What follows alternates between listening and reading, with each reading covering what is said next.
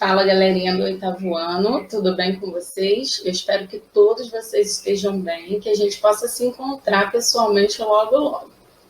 Bem, o assunto da aula de hoje é sujeito, predicado e tipos de sujeito.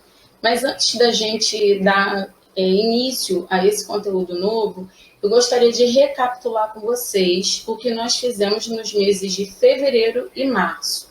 Assim, quem não tiver com conteúdo em dia vai poder colocar, ok?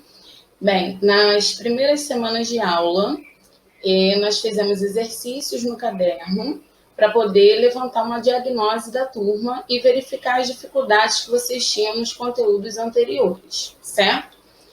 Bem, em seguida, eu passei para vocês toda a explicação de estrutura e formação de palavras que está no nosso livro, no capítulo 1, módulo 1. Nós também já fizemos atividades no caderno referente a esse conteúdo. Essas atividades foram corrigidas e vocês fizeram um simulado no dia 10 de março, valendo 10 pontos a respeito dessa matéria, certo? Bem, em seguida, eu comecei o capítulo 2 do módulo 1, só que não deu tempo da gente finalizar ele nas aulas lá na escola. Então, é com ele que nós vamos trabalhar a partir de agora, certo? Vamos lá? Bem, então, o assunto da aula de hoje vai ser tipos de sujeito, mas para que a gente possa chegar a classificar os sujeitos, é importante a gente revisar alguns conteúdos anteriores, certo? Bem, sujeito e predicado são os termos essenciais de uma oração. Mas o que é uma oração, né? Eu já não lembro mais. Oração é um enunciado de sentido completo que vai girar em torno de um verbo ou de uma locução verbal. A noção básica que eu tenho que ter a respeito do sujeito e do predicado é a seguinte: o sujeito é aquele ou aquilo de que ou de quem eu vou falar algo, né? E o predicado é a informação que eu vou dar a respeito desse sujeito. Eu tenho ali um sujeito identificado, todo o restante da frase eu vou chamar de predicado, ok? Bem, e uma forma, né, que é uma dica de você descobrir como encontrar o sujeito da oração é você fazendo a perguntinha com o auxílio das palavras quem e que. Bom, então, para fechar aí esse conceito inicial, eu coloquei para vocês que o sujeito é o termo da oração que informa de quem ou de que se fala e informei que normalmente ele vai concordar com o verbo da minha frase. Bem, e predicado, ele vai ser o termo da oração que vai geralmente apresentar um verbo que pode estar em concordância com esse sujeito, na maioria das vezes ele vai estar em concordância, e ele vai dar uma informação a respeito do sujeito da minha frase. Bom, agora a gente vai entrar na parte essencial da aula de hoje, que é a classificação dos tipos de sujeito. Bom, o primeiro sujeito que eu coloco aqui para vocês é o sujeito simples. O sujeito simples, ele vai apresentar um só núcleo. O núcleo é a parte essencial do sujeito, é aquela parte que você não pode retirar de jeito nenhum, porque ela traz a informação principal do sujeito, ok? Então, aí tem dois exemplos para vocês. Eu senti sarcasmo no seu sorriso e o vento anunciava a chegada do inverno. Na primeira oração, o sujeito é eu. Observe que todo sujeito eu vou chamar de núcleo, ok? Eu tenho aí o eu, que é o sujeito simples, e também é o núcleo do meu sujeito. Já na segunda oração, eu tenho o vento sendo o sujeito, mas somente a palavra vento é o termo essencial. Por isso, o vento sozinho é chamado de núcleo do sujeito.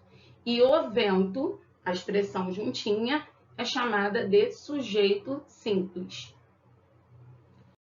Em seguida, nós temos o sujeito composto, que é quando a gente vai ter 2 ou mais núcleos dentro do sujeito. Coloquei aí também dois exemplos para vocês. O pai e o filho caminhavam lado a lado.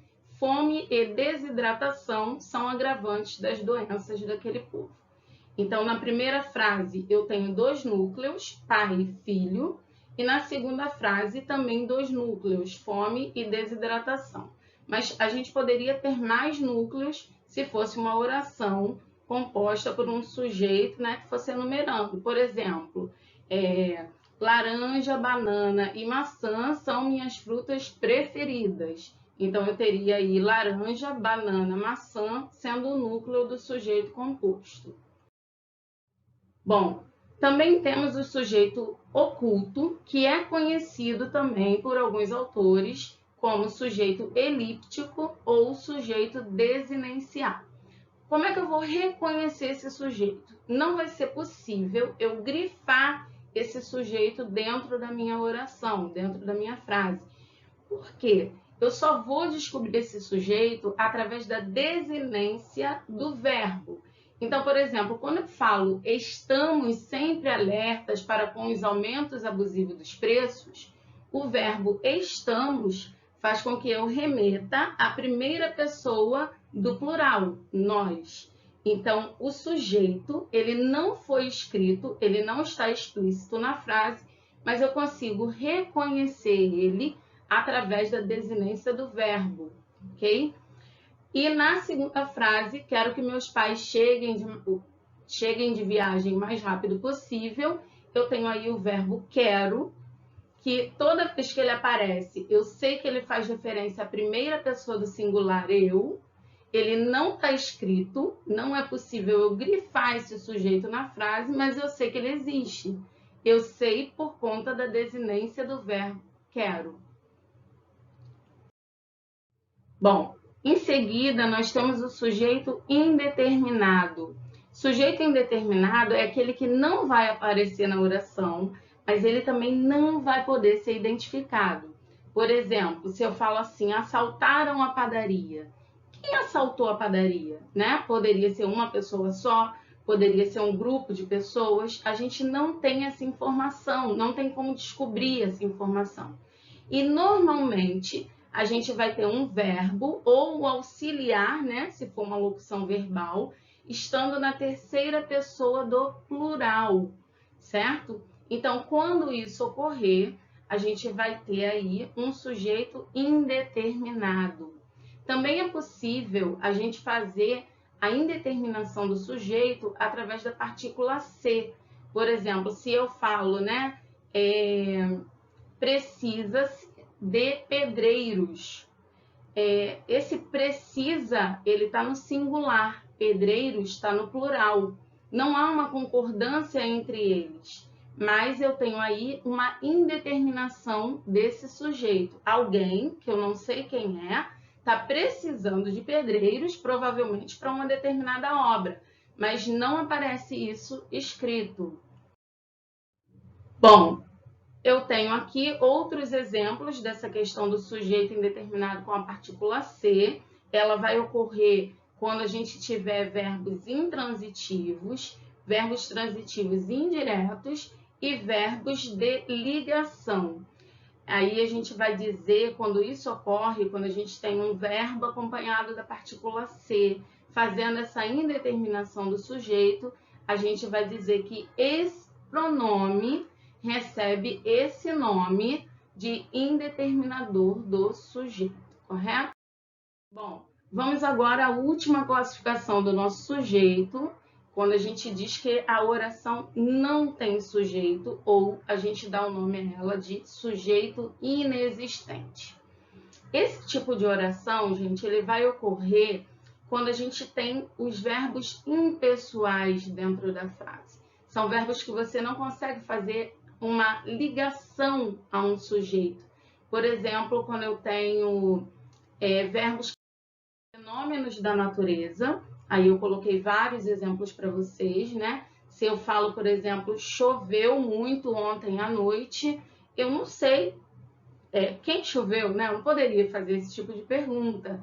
Então, eu tenho aí uma oração sem sujeito todas as vezes que eu tiver um verbo que indica um fenômeno da natureza. Uma outra situação também que vai ocorrer de sujeito inexistente é quando a gente tem o verbo haver no sentido de existir. Por exemplo, havia alunos por toda parte da escola. Observe que o havia está no singular, alunos está no plural, não há uma concordância entre eles, né? E esse havia, ele significa existir. É como se a gente falasse existiam alunos. Então, é mais uma regrinha que a gente tem que memorizar para poder identificar quando uma oração é sem sujeito. E a gente tem também os verbos fazer, haver e ir, quando indicam para a gente tempo decorrido. Por exemplo, faz tempo que ele passou por aqui, né? Faz anos que não o vejo. Então, eu tenho aí outro tipo de oração sem sujeito. E para finalizar, nós também temos sujeito inexistente quando o verbo ser indicar um tempo decorrido. Exemplo, já era muito tarde quando ele chegou ao trabalho. Era, tá aí, né, que é o nosso verbo ser, indicando um tempo passado, um tempo decorrido. É isso, galerinha. Chegamos ao final da aula de hoje. Eu espero que vocês tenham conseguido compreender o conteúdo direitinho. Eu vou deixar disponível na plataforma uma lista de atividades para poder vocês fixarem esse conteúdo, ok? E na semana que vem a gente tem um encontro através de videoaula para poder corrigir essas atividades. E um lembrete, não esqueçam, amanhã às 17 horas eu estarei online na plataforma para poder tirar dúvidas de vocês em relação às atividades passadas nos capítulos 1 e 2 do módulo 1, tá legal? Um beijão, fiquem com Deus.